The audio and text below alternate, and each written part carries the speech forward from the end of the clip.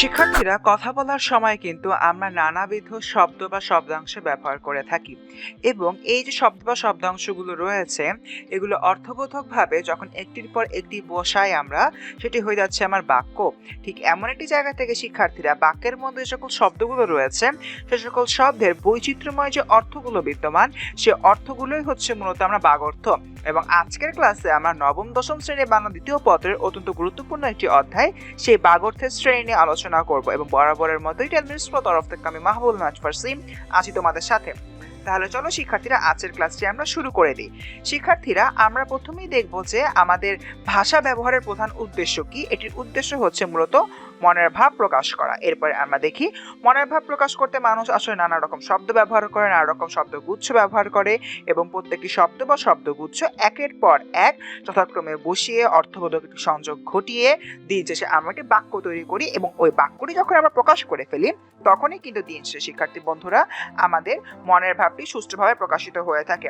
ঠিক এমন একটি জায়গা থেকে আমরা বলতে পারি যে এগুলোর অর্থই মূলত বক্তা ও শ্রোতার মধ্যে সংযোগ ঘটায়, অর্থাৎ শব্দ ও শব্দগুচ্ছের যে অর্থগুলো রয়েছে সে অর্থগুলোই মূলত বক্তা ও শ্রোতার মধ্যে আমার সংযোগ ঘটাচ্ছে এবং এই যে শব্দগুলো রয়েছে এই শব্দের যে বৈচিত্র্যময় অর্থ বিদ্যমান সে অর্থই হচ্ছে কি মূলত আমাদের বাগর্থ।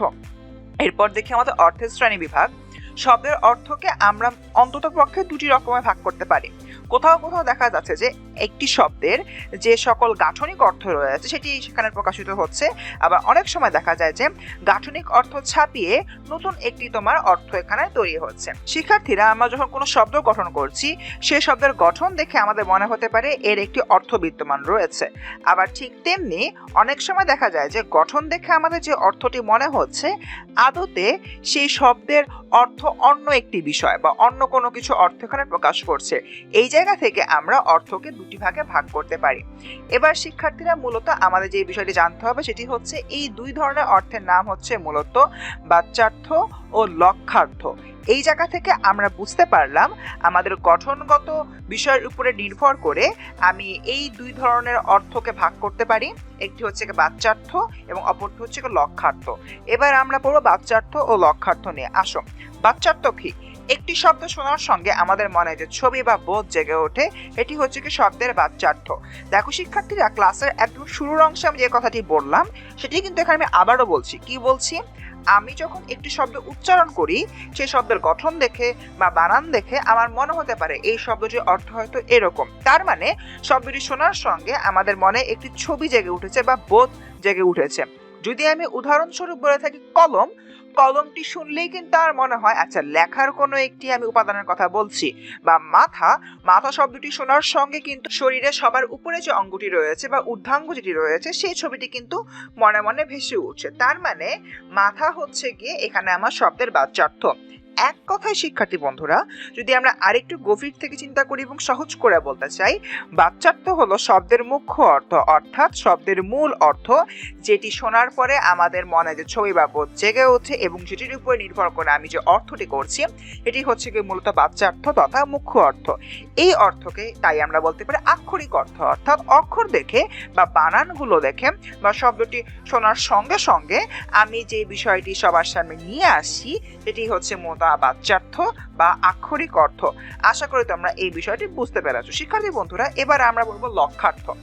এখানে বক্তা তার উদ্দেশ্য অনুযায়ী বাচ্যার্থকে উপেক্ষা করে শব্দের আলাদা অর্থ তৈরি করে নিতে পারে। এই আলাদা অর্থের নাম লক্ষ্যার্থ। একটি হচ্ছে আক্ষরিক অর্থ বা বাচ্যার্থ, অর্থাৎ আমি যখন বলছি বলার পরে আমার মনের ভিতরে যে ছবি ভেসে উঠছে বা ভাব ভেসে উঠছে সেটি হচ্ছে বাচ্যার্থ।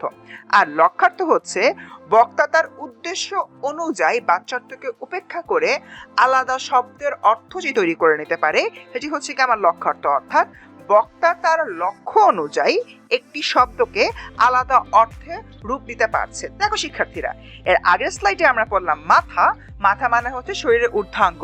কিন্তু যদি আমি বলি তিনি গ্রামের মাথা, এই মাথা শব্দ শোনার পরে কিন্তু শ্রোতার মনে শরীরের ঊর্ধ্বাঙ্গের কোনো ছবি ভেসে ওঠে না, বরং ভেসে ওঠে মাননীয় কোনো ব্যক্তির ছবি কিংবা শিক্ষার্থীরা মনে করা হয় গ্রামের প্রধান। দেখো এর আগের স্লাইডে যখন এই বাচ্চাটাতে মাথা পড়লাম তখন আমার মনে হয়েছে ঊর্ধ্বাঙ্গ, যেটি আমরা মাথা বলে থাকছি। আর এই সাইডে যখন আমি বলছি তিনি গ্রামের মাথা, তার মানে কিন্তু আমি কোনো একজন ব্যক্তিকে লক্ষ্য করে বলছি যিনি অত্যন্ত মাননীয় একজন ব্যক্তি, এবং শুধু তাই নয় শিক্ষার্থীরা, তিনি হচ্ছেন ওই গ্রামের প্রধান। এটি প্রকাশ করতে কিন্তু আমি দিন শেষে এখানে মাথা শব্দটি ব্যবহার করছি এবং বলছি তিনি গ্রামের মাথা। ঠিক এই জায়গা থেকে শিক্ষার্থীরা আমরা বলতে পারি লক্ষার্থকে গৌণার্থ বা লাক্ষণিক অর্থ বলা হয়ে থাকে। শিক্ষার্থীরা আমরা দুটো গুরুত্বপূর্ণ বিষয় শিখলাম। বাচ্চার্থকে আমরা কি বলতে পারি শিক্ষার্থীরা? আক্ষরিক অর্থ। লক্ষার্থকে কি বলতে পারি আমরা শিক্ষার্থীরা? গৌণার্থ বা লাক্ষণিক অর্থ। এরপর দেখো শিক্ষার্থী বন্ধুরা, শব্দের অর্থ পরিবর্তন। আমরা বিভিন্নভাবে শব্দের অর্থ পরিবর্তন ঘটাতে পারি। ভাষার স্বাভাবিক বিবর্তন প্রক্রিয়ায় শব্দের অর্থ কখনো প্রসারিত হতে পারে, কখনো সংকুচিত হতে পারে, আবার কখনো অর্থের উন্নতি ঘটতে পারে, অর্থের অবনতি ঘটতে পারে, আবার শব্দ কখনো সম্পূর্ণ ভিন্ন অর্থ গ্রহণ করতে পারে। তার মানে শিক্ষার্থী আমরা কয়েকটি বিষয় পড়েছি। প্রথমত কি পড়লাম? শব্দের অর্থ প্রসারিত হতে পারে, দ্বিতীয়ত সংকুচিত হতে পারে, তৃতীয়ত অর্থের উন্নতি ঘটতে পারে, চতুর্থত অর্থের অবনতি ঘটতে পারে, এবং পঞ্চমত বা চূড়ান্তভাবে একটি শব্দের অর্থ সম্পূর্ণরূপে পরিবর্তিত হয়ে যেতে পারে। এটি হচ্ছে মূলত শব্দের অর্থ পরিবর্তন। এবং অর্থের এসব পরিবর্তনকে আমরা নিম্নের কয়েকটি ভাগে ভাগ করতে পারি, এবং এই জায়গা থেকে আমরা শুরুতে যেটি নিয়ে পড়াশোনা করব এটি হচ্ছে অর্থ প্রসার, বা যেখানে আমি শব্দের অর্থ প্রসারিত করতে পারি। দেখো, একটি শব্দে পূর্বে যে অর্থ প্রকাশ করত তার আরো ব্যাপক অর্থ প্রকাশ করলে বুঝতে হয় আমার সেখানে অর্থ প্রসার ঘটেছে। যেমন অঞ্চল শব্দের মূল অর্থ সারির পার, এবং বর্তমানে যদি আমি বলে থাকি অঞ্চল, সেই অঞ্চল থেকে উদ্ভূত আঁচল শব্দটি দিয়ে কিন্তু এখনো আমি মূলত সারির পার বুঝিয়ে থাকি। তার মানে শিক্ষার্থীরা বোঝার চেষ্টা করো, এই যে অঞ্চলটি রয়েছে, অঞ্চল শব্দের অর্থ হচ্ছে গিয়ে আঁচল, এই আঁচল দিয়ে আমরা সারির পার বুঝিয়ে থাকতে পারি। কিন্তু বর্তমান প্রেক্ষাপটে কিন্তু আমরা যখন অঞ্চল দিয়ে কথাবার্তা বলি তখন আমরা সারির পার বা আঁচল নির্দেশের পাশাপাশি এলাকা অর্থ কিন্তু ব্যবহার করে থাকি। অর্থাৎ আমার আগে যে শব্দটি ছিল অঞ্চল, সে অঞ্চল দিয়ে মূলত বোঝানো হতো সারির পার, কিংবা এর পাশাপাশি হচ্ছে গায়ে বলতে পারি আঁচল। সেই অঞ্চলটি বর্তমানে আমরা ব্যবহার করতে পারি এলাকা অর্থে। অর্থাৎ এক অঞ্চল দিয়ে আমি মূলত দুটি অর্থ প্রকাশ করছি, একটি হচ্ছে গিয়ে আঁচল বা সারির পার, আর অপরটি হচ্ছে গিয়ে এলাকা। দেখো শিক্ষার্থী বন্ধুরা, এই জায়গা থেকে কিন্তু অঞ্চল যে শব্দটি ছিল সে শব্দের অর্থের কিন্তু একটি প্রসার ঘটেছে, কারণ আমি একই শব্দ দিয়ে দুটি ভিন্ন ভিন্ন অর্থ প্রকাশ করতে পারছি। আবার দেখো, যদি আমি বর্ষ এই শব্দের কথা চিন্তা করি, এর পূর্ববর্তী অর্থ ছিল বর্ষাকাল, আর বর্তমানে এই বর্ষটি প্রসারিত হয়ে গিয়েছে বছর, বা যেখানে আমার 6টি ঋতু রয়েছে এমন কিছু। তার মানে বর্ষ এর একটি অর্থ বর্ষাকাল, আর বর্ষ এর আরেকটি অর্থ বছর। তার মানে বর্ষ শব্দটির অর্থ কিন্তু আমার এখানে প্রসারিত হয়েছে। তার মানে এখানে আমি বলতে পারি অঞ্চল বা বর্ষ এই দুটি ক্ষেত্রেই আমার অর্থ প্রসার ঘটেছে। কিভাবে? অঞ্চলের একটি অর্থ আঁচল বা সারির পার এবং অপরটি হচ্ছে এলাকা। একইভাবে বর্ষ এর একটি অর্থ বর্ষাকাল এবং অপরটি হচ্ছে কি বছর। আমি দুই ক্ষেত্রেই যথাক্রমে অঞ্চল এবং বর্ষ ব্যবহার করতে পারি। তার মানে শিক্ষার্থী বন্ধুরা, এখানে আমাদের কি হয়েছে? অবশ্যই এখানে আমার অর্থ প্রসার ঘটেছে। এরপর দেখো শিক্ষার্থীরা, আমরা পড়বো অর্থ সংকোচ, যেখানে অর্থ আমার সংকুচিত হয়ে গিয়েছে। দেখো, অর্থ সংকোচের ফলে একটি শব্দের পূর্ববর্তী অর্থের ব্যাপ্তি কমে। অর্থাৎ অর্থ সংকোচ যদি হয়ে যায় তাহলে সেই শব্দের যে আগের অর্থটি ছিল সে অর্থের ব্যাপ্তি বা প্রসারতা কমে যাবে। দেখো, যেমন এক সময় মৃগ শব্দের দ্বারা সকল পশুকে বোঝানো হতো, এবং এর উদাহরণ থেকে আমরা বুঝতে পারি মৃগয়া বা মৃগরাজ। এই মৃগয়া ও মৃগরাজের অর্থ হচ্ছে পশু শিকার করা, এর অর্থ হচ্ছে মৃগয়া, আর মৃগরাজ হচ্ছে দিন শেষে আমার পশুদের রাজা। তার মানে শিক্ষার্থীরা বুঝতেই পারছো, এখানে যে মৃগ রয়েছে এই মৃগ শব্দের অর্থ হলো দিন শেষে পশু বা সকল ধরনের পশু এখানে বোঝানো হচ্ছে। এমন একটি জায়গা থেকে বর্তমানে কিন্তু আমরা মৃগ দিয়ে শুধুমাত্র একটি মাত্র পশু বা হরিণকে বুঝে থাকি। শিক্ষার্থীরা বোঝার চেষ্টা করো, আমার এক সময় মৃগ শব্দের দ্বারা সকল পশুকে বুঝাইতে পারতাম, এবং এটি যখন আমরা করতে পারতাম তখন দিন শেষে আমি মৃগয়া যেটি রয়েছে মৃগয়া দিয়ে বুঝাতাম পশু শিকার, মানে আমি যে কোনো ধরনের পশু শিকার করছি। কিংবা মৃগরাজ বলতাম, তখন কিন্তু আমি বুঝাচ্ছি সকল পশুদের রাজা, এমন কিছু একটা। কিন্তু বর্তমানে এই মৃগ যেটি রয়েছে, মৃগর যে অর্থটি আছে সে অর্থটি দাঁড়িয়েছে কেবলমাত্র হরিণ হিসাবে। তার মানে শিক্ষার্থী বন্ধুরা, আশা করি তোমরা বেশ ভালো করে বুঝতে পারছো এই সম্পূর্ণ যে জায়গাটি রয়েছে এই সম্পূর্ণ জায়গায় কিন্তু আমার মৃগ শব্দের অর্থের ব্যাপ্তি কমে গিয়েছে। আগে বোঝানো হতো সকল পশু, এখন বোঝানো হয় শুধুমাত্র হরিণকে। তার মানে শিক্ষার্থীরা ঠিক এই জায়গা থেকে আশা করি তোমরা বুঝতে পেরেছো কিভাবে আমরা অর্থ সংকোচ করছি। আবার দেখো, একসময় অন্ন বলতে বোঝানো হতো যে কোনো ধরনের খাদ্য, বিশেষ করে মিষ্টান্ন বা পলান্ন, কিন্তু এখন অন্ন বলতে শুধুমাত্র ভাত বোঝানো হয়। তার মানে অন্ন বলতে যখন বোঝানো হতো যে কোনো ধরনের খাদ্য, সে অন্ন যখন এখন হয়ে গেল ভাত, তার মানে বুঝতে পারছো এখানে আমার অর্থ সংকোচ ঘটেছে। প্রথমে দেখো মৃগ, মৃগ দিয়ে আগে বোঝানো হতো সকল প্রকার পশু, এখন মৃগ দিয়ে বোঝানো হয় শুধুমাত্র হরিণ। আবার দেখো অন্ন, অন্ন দিয়ে আগে বোঝানো হতো যে কোনো ধরনের খাদ্য, আর সে অন্ন দিয়ে এখন বোঝানো হয় শুধুমাত্র ভাত। তার মানে এই দুই জায়গায় কিন্তু আমার অর্থের ব্যাপ্তি আগের অর্থের তুলনায় বর্তমানে কমে গিয়েছে। তার মানে এখানে কি হচ্ছে? এখানে হচ্ছে অর্থ সংকোচ। শিক্ষার্থী বন্ধুরা, এবার যদি আমরা চিন্তা করি তাহলে দেখবো অর্থের উন্নতি নিয়ে কথাবার্তা। দেখো, একটি শব্দের অর্থ আগের চেয়ে যদি ভালো অর্থ ধারণ করতে পারে তাহলে সেটি হবে অর্থের উন্নতি। দেখো, অর্থের এরূপ পরিবর্তনকে আমরা অর্থের উন্নতি বলতে পারি। কিন্তু কিভাবে অর্থের উন্নতি হচ্ছে, কেন আগে একটি শব্দের অর্থ খারাপ হবে এখন ভালো হচ্ছে, আসো সেই বিষয়টি দেখি। শিক্ষার্থীরা, একটি শব্দ অপরূপ, অপরূপ শুনলে কিন্তু আমরা বুঝতে পারছি আমি কোনো কিছু রূপের প্রশংসা করছি, তাই না শিক্ষার্থীরা?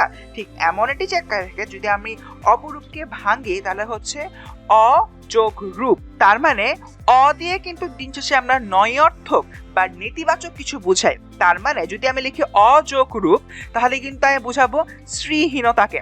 ঠিক এমন একটি জায়গা থেকে আগে যখন অপরূপ শব্দের অর্থটি ছিল শ্রীহীনতা, সে অপরূপ শব্দের বর্তমান যে অর্থটি রয়েছে সেটি কিন্তু হয়ে গেল আমার অনির্বচনীয় সৌন্দর্য, মানে অসম্ভব সুন্দর কিছু একটা। ঠিক তেমনি সাহস শব্দের আগের অর্থ ছিল চুরি করা কিংবা ডাকাতি করা। অবশ্যই শিক্ষার্থীর অনেক বেশি হাস্যকর একটি বিষয় মনে হচ্ছে। সাহস শব্দের অর্থ তো উদ্যম হতে পারে, নির্ভীকতা হতে পারে, এটি কিভাবে চুরি করা বা ডাকাতি করা হতে পারে? হ্যাঁ শিক্ষার্থীরা, সাহস শব্দের আগের অর্থটি ছিল চুরি করা কিংবা ডাকাতি করা, কিন্তু বর্তমান প্রেক্ষাপটে এটি রূপান্তরিত হয়ে গেছে নির্ভীকতা কিংবা ঝুঁকিপূর্ণ কোনো কাজে উদ্যম বুঝাতে। তার মানে অপরূপ শব্দের আগের অর্থ শ্রীহীনতা, সাহস শব্দের আগের অর্থ চুরি করা বা ডাকাতি করা, এবং বর্তমানে অপরূপ শব্দের অর্থটি উন্নত হয়ে গিয়েছে অসম্ভব সুন্দর, এবং সাহস শব্দের অর্থটি উন্নত হয়ে গিয়েছে নির্ভীকতা বা ঝুঁকিপূর্ণ কাজে উদ্যম। ঠিক এমন একটি জায়গা থেকে শিক্ষার্থী বন্ধুরা আমরা বলতে পারি এখানে আমার অর্থের উন্নতি ঘটেছে। শিক্ষার্থীরা লক্ষ্য করো, এরপর আমরা যদি চিন্তা করি অর্থের অবনতি, এখানে আমরা বুঝাবো ইতিবাচক অর্থের শব্দ নেতিবাচক অর্থে ব্যবহৃত হওয়ার অর্থ। তার মানে যদি একটি শব্দের অর্থ আগে আমি ইতিবাচক অর্থে ব্যবহার করতাম, এখন যদি নেতিবাচক অর্থে ব্যবহার করি, সেটি হচ্ছে মূলত আমার অর্থের অবনতি। দেখো, দ্বন্দ্ব শব্দের অর্থ ছিল মিলন, তার মানে দ্বন্দ্ব সমাস। মানে শিক্ষার্থীরা, আমরা যখন সমাস পড়তে নিই বা দ্বন্দ্ব সমাস নিয়ে পড়ি তখন কিন্তু দিন শেষে দেখাচ্ছি যে আমরা কিছু বিষয় যুক্ত করে ফেলছি বা মিলন ঘটিয়ে ফেলছি। ঠিক এমন একটি জায়গা থেকে দ্বন্দ্ব শব্দের পূর্ববর্তী অর্থ ছিল মিলন, কিন্তু বর্তমানে দ্বন্দ্ব বলতে আমি ঝগড়া বা বিরোধকে বুঝাই।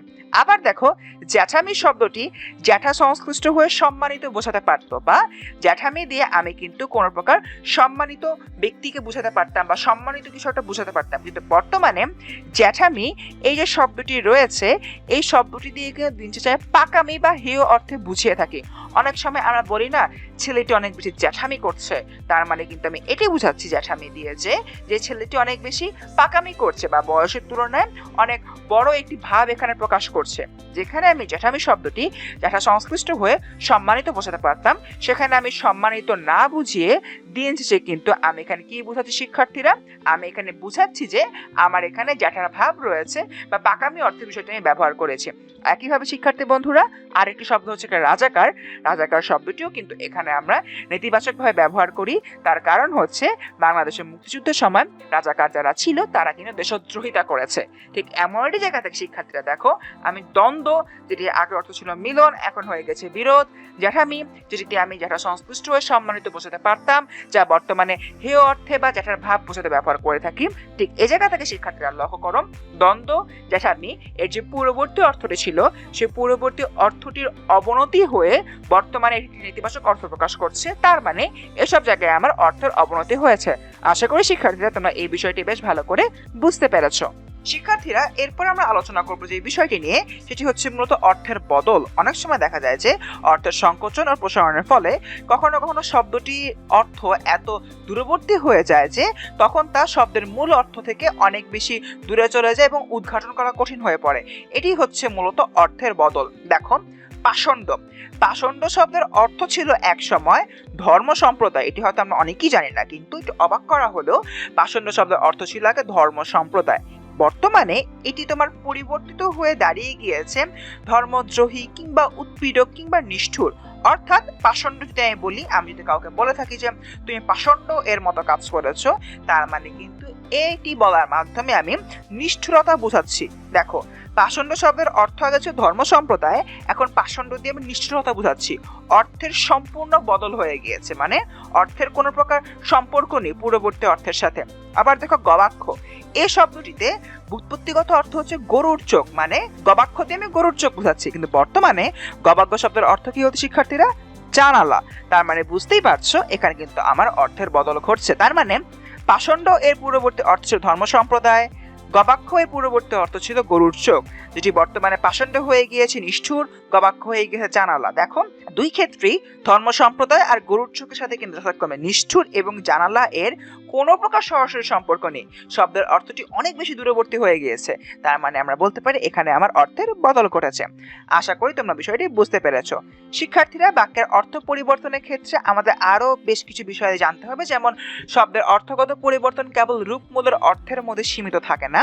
অর্থাৎ দেখা যাচ্ছে যে আমার অর্থগত পরিবর্তনের কারণে বাক্যের মধ্যেও নানা রকম বৈচিত্র্য চলে আসতে পারে। তাছাড়া একটি শব্দের দ্বি অর্থবাচকতা এবং বহু অর্থবাচকতা থাকতে পারে, এমনকি বাকভঙ্গির কারণে অর্থের ভিন্নতা পাওয়া যায়। মানে শিক্ষার্থীরা, তোমাকে যখন একটি শব্দ দেওয়া হয়, সেই শব্দের নানানবিধ অর্থ থাকতে পারে। তুমি যখন যেটি বাক্যে ব্যবহার করছো সেই অনুযায়ী কিন্তু বাক্যটি আমার পরিবর্তিত হয়ে যাবে, ঠিক আছে? ঠিক এই বিষয়টি আমাদের মাথায় রাখতে হবে। তুমি যখন যে শব্দটি ব্যবহার করছো, আমি যদি বলি আমার মাথা ব্যথা, তার মানে আমি বুঝাচ্ছি আমার শরীরে ঊর্ধ্বাঙ্গটি ব্যথা। আমি যদি আবার বলি তিনি গ্রামের মাথা, তখন কিন্তু আমি বুঝাচ্ছি কোনো একজন ব্যক্তি গ্রামের প্রধান। দেখো শিক্ষার্থীরা, শব্দের অর্থ বৈশিষ্ট্যের কারণে বাক্যের অর্থ পরিবর্তিত হয়ে যাচ্ছে। তাছাড়া অনেক সময় শব্দের আমি দ্বি অর্থবাচকতা দেখতে পারি, মানে একই শব্দের দুটি অর্থ, কিংবা আমি বলতে পারি যে একই শব্দের অনেকগুলো অর্থ।